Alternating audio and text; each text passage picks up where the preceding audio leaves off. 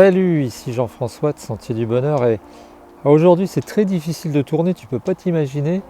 Il y a des jours où ça part bien, puis il y a des jours où ça part autrement. Hein, il y a une expression qui dit que ça part en mais on va rester poli. Et aujourd'hui je voulais te parler simplement de laver son aura. Alors tu vas me dire mais qu'est-ce que c'est encore que cette connerie? Qu'est-ce qu'il a inventé? Qu'est-ce que ça veut dire que de laver son aura? Eh ben c'est simple, laver son aura. Alors tu sais, tu dois connaître ces histoires d'aura. Hein. Il y a des types qui ont fait de la photographie. Alors je dis des types parce que ils ont fait de la photographie. Ils se sont aperçus que en photographiant d'une certaine manière le corps humain, je sais pas très bien, ils obtiennent des irisations autour de la personne et ça tenterait à démontrer qu'on a une aura, qu'on aurait quelque chose qui est autour de nous, hein, qui fait une vingtaine de centimètres minimum, et qui serait, tu vois, jusque-là, il y a un fil de mon bob qui m'emmerde. Voilà, et qui serait quelque chose qui nous, finalement, cette aura aurait tendance à être un prolongement de nous-mêmes. Alors on peut croire en ce qu'on veut, hein, parce que pour certains, parce qu'on regarde les textes anciens, c'est une vérité, puis c'est impossible de dire le contraire. Moi, je vais te parler de laver son aura un peu pour rigoler, simplement par rapport à l'expérience que j'en ai eue, parce qu'une fois, j'étais en train de regarder un programme, c'était un programme indien. Il y avait un sadhu, là, un sage, et puis la personne qui était à côté de moi me dit il parle de laver son aura. Et laver son aura, ça consiste à aller dans l'air, à une montagne par exemple, et puis de se mettre en face de l'air, en face du vent, et puis de laisser le vent souffler sur nous, quoi. Tu te mets debout. Et puis j'ai dit, au début, un peu comme d'habitude, tu dis un peu c'est très con, quoi. Parce que, laver son aura, ça paraît un truc curieux. Et puis je me suis dit que finalement, les fois où j'avais eu l'occasion de faire ça, ça m'avait en effet dynamisé. Alors tu vas me dire, j'étais pas en train de laver mon aura, moi j'ai fait du modélisme beaucoup, planeur, hein, tu sais, puis tu fais du vol de pente. Hein, c'est la pente, le vent qui souffle sur la pente qui permet à ton avion de tenir en l'air. Vol de relief aussi. Et je me suis aperçu qu'à cette époque-là, j'avais ressenti une sorte alors je sais pas du plaisir, c'est d'énergisation, j'étais un petit peu énergisé avec ça. Et moi je crois pas en cette histoire d'aura complètement, mais ce que je crois c'est que ça peut être un phénomène physiologique, hein,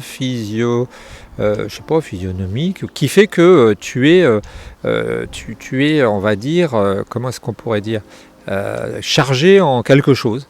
Hein, peut-être c'est de l'électricité statique. Et j'ai eu l'occasion de vivre ça aussi quand on fait du paramoteur. Alors je sais pas, mais le paramoteur, c'est un parachute avec un énorme moteur derrière, l'équivalent d'un petit moteur de moto. Et en fait, c'est vrai que ça donnait un peu la même impression. Et je me suis dit, je t'encourage, toi, à essayer de voir si ça t'énergise, d'aller, de te mettre. Alors, ce qui est bien, c'est quand tu es sur un relief, tu vois, un petit peu, quand tu as une petite pente, où tu te mets les bras comme si tu faisais l'avion, hein, et tu décolles pas, parce que sinon. Et en fait, tu laves ton aura, alors tu nettoies ton aura. Et en fait, pour moi, ça avait marché. Je dois avouer que ça m'avait fait du bien. Je pense pas que ça lave le rein. Je pense que ça. Moi, finalement, l'hypothèse que je développerais, ce serait que ça te charge en électricité statique, hein, que ça te donnerait un peu du peps. J'ai lu aussi, et puis Henri Vincenot relayait ça, que quand tu es devant un gros arbre, hein, quand tu te mets dos au gros arbre, tu le tiens comme ça à l'envers, ça te donne l'énergie tellurique pas de la bête, mais de l'arbre. Il paraît que ça marche. Hein. Si tu connais d'autres moyens d'arriver à s'énergiser, alors ça c'est pas mal. Alors moi je m'étais posé la question, mais c'est un peu dangereux, donc il faudrait faire un système avec un peu du grillage 10-10 quoi, pour se protéger. Mais si ce ne serait pas possible de fabriquer un système un peu avec des moteurs d'ordinateurs, de ventilateurs ou carrément des moteurs électriques, hein, pour faire une sorte de courant, hein, qui nous qui nous soufflent dessus et qui nous rendent la patate. Je sais pas ce que tu en penses. Moi, je suis pas à proprement parler un mystique. Je pense qu'il y a du vrai derrière ça quelque part. Hein. Ça fait peut-être du bien de se faire souffler, pas dans les bronches, mais sur soi pendant pas mal de temps. Oh, ça dure 10 minutes. Hein. Pendant 10 minutes, tu te mets à faire l'avion. Et puis, tu verras. Tu fais un essai. Tu me diras ce que ça donne.